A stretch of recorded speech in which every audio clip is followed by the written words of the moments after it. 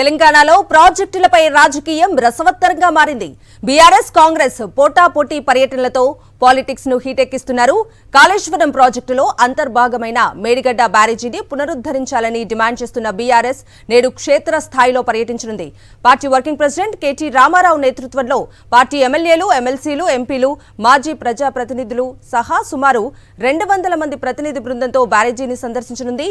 ఈ ఉదయం తెలంగాణ భవన్ నుంచి ప్రత్యేక బస్సుల్లో బయలుదేరి ఈ బృందం నేరుగా భూపాలపల్లికి చేరుకుంటుంది.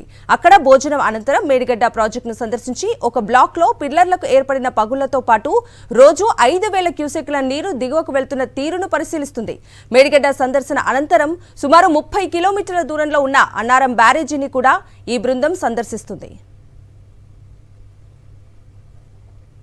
అన్నారం బ్యారేజీ వద్ద కాళేశ్వరం ప్రాజెక్టు స్థితిగతులపై పవర్ పాయింట్ ప్రెజెంటేషన్ ఇస్తారు. మాజీ నీటిపారుదల శాఖ మంత్రులు హరీష్ రావు, కడియం శ్రీహరి, పొన్నాల లక్ష్మయ్య ప్రాజెక్టు స్థితిగతులను మీడియాకు వివరిస్తారు.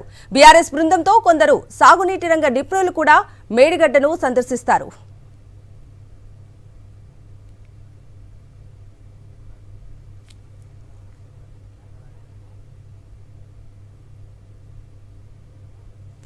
ఫిబ్రవరి 13న సీఎం రేవంత్ రెడ్డి నేతృత్వంలోని బృందం మేడిగడ్డను సందర్శించి ప్రాజెక్టులో లోపాలపై బీఆర్ఎస్ ప్రభుత్వంతో పాటు మాజీ సీఎం కేసీఆర్ పై విమర్శలు గుప్పించిన విషయం తెలిసిందే. ఈ నేపథ్యంలో మేడిగడ్డ సందర్శన ద్వారా వాస్తవాలను వెల్లడిస్తామని బీఆర్ఎస్ చెబుతోంది.